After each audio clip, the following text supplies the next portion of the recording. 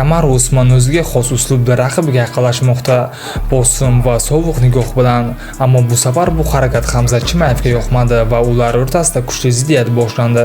Faqat bir qarang, Chimayevning yuziga allaqachon g'azab bor. U Usmanni yer bilan bitta qilishga tayyor. Jang boshida Hamzat hurmat belgisi sifatida qo'lini cho'zdi, ammo Kamaru Usman bunga javob bermadi va bu katta xato edi.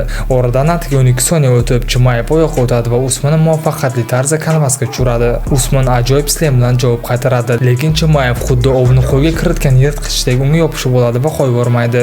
Bu raqibning har bir harakatiga bosim bilan javob beradi. Ikkinchi raundda Usman nihoyat aniq zarba berib Chimayevni larzaga soladi, biroq Boris darhol oyoqqa o'tib vaziyatni nazoratga oladi.